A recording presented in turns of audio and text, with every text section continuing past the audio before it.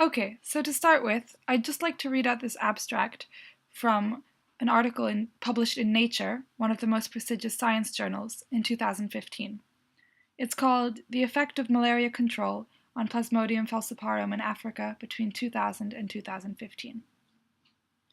Since the year 2000, a concerted campaign against malaria has led to unprecedented levels of intervention coverage across sub-Saharan Africa. Understanding the effect of this control effort is vital to inform future control planning. However, the effect of malaria interventions across the varied epidemiological settings of Africa remains poorly understood, owing to the absence of reliable surveillance data and the simplistic approaches underlying current disease estimates. Here, we link a large database of malaria field surveys with detailed reconstructions of changing intervention coverage to directly evaluate trends from 2000 to 2015 and quantify the attributable effect of malaria disease control efforts. We found that Plasmodium falciparum infection prevalence in endemic Africa halved, and the incidence of clinical disease fell by 40% between 2000 and 2015. We estimate that interventions have averted 663 million clinical cases since 2000. Insecticide-treated nets, the most widespread intervention, were by far the largest contributor, about 68% of cases averted.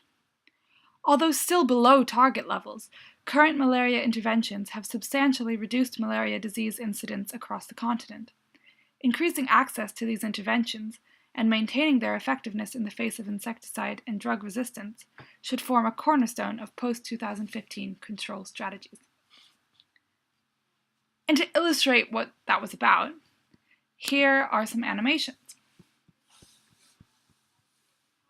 So this map shows the decreasing incidence of malaria in Africa from 2000 to 2015. You can see it's pretty dramatic.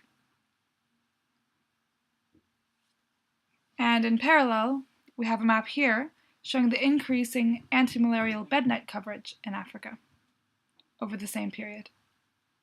See, in 2000, pretty much no one had them. They've become much more widespread. And that's where you come in. You can support a charity called the Against Malaria Foundation that will keep distributing these nets at a very low cost